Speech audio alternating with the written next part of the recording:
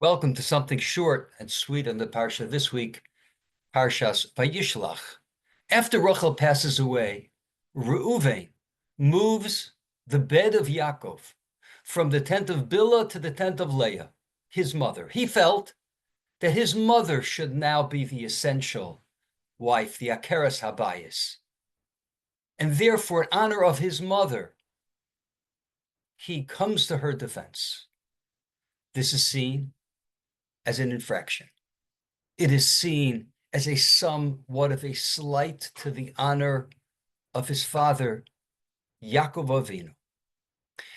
And the Torah, in describing this incident in a very concise way, tells us, Vayishkav es Bilhah pilegesh aviv.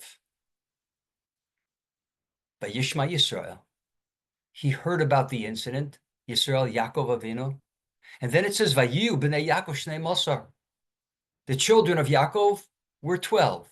Ramban says that the Torah is telling us the humility of Yaakov Avinu.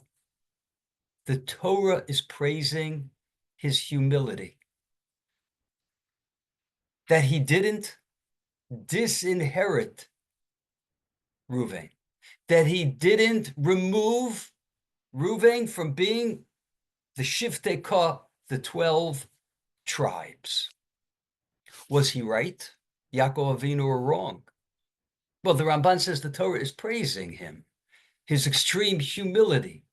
It's pretty clear that he did the right thing. We don't find any criticism of Yaakov Avinu for this. So it was correct. And Ramban is saying it's because of anava, of humility. But why does he need anava for that? This is his son Reuven, who's the Bechor. Kochi Voracious Oni. Later on, he lauds his Bechor. This is the first of my strength. He identified with that. He saw something special in him. He was his Bechor. He undoubtedly loved him to a great degree. He needs humility not to disinherit him. My friends, disinheriting one of the Shiftei Ka is major. You'll remember that when the brothers thought that Yosef was trying to get them disinherited, they felt that there was a capital crime. So Yaakov Avinu needs anava, he needs humility in order not to disinherit his beloved son, Reuven. And there's something else we know about Yaakov Avinu. Yaakov Avinu is Mr. Emes. He wrote the book on truth, on justice. Titen Emes Liyaakov, the pasuk tells us. It's his midah. So Yaakov gets things right. Yaakov sees things with clarity. So again, was it right or was wrong? It was right. So if it's right, he's going to disinherit such a grave offense, such a terrible thing to do to his son. What does he need humility for? So parents and educators, we probably already know the answer to this question.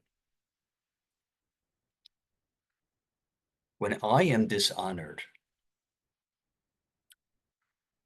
oh boy, me? That's the way you treat me? And even if I don't respond that way, but that's the sense, that's the feeling. The Torah is telling us that the human being, any human being, a human being the likes of Yaakov Avinu, who was the Bechir Sheba Avos, he was of the greatest men of all time, the most developed human beings of all time, an Ish Emes, a man of love for his family, for his children. If he was not developed in the attribute of humility, he would feel that affront and he would make a decision which could be epic, which could have such terrible repercussions, to move one of his children from being part of the Jewish people and the future of the Jewish people. How careful we, as parents, as educators, have to be when disciplining, when dealing with our children, when dealing with our students, when there is some affront, there's some attack, whether it's open attack or whether it's just a power struggle, that power struggle, how careful we have to be not to let our egos get in the way. We may be very loving. We may be very just. Can't let that ego the way. This way will make the right decision. Siper hakosuv ba'anvoso. Torah is telling you something very Yaakov Avinu. Wow, look at how humble he was. It's not easy. Thanks so much for listening. Have a wonderful Shabbos.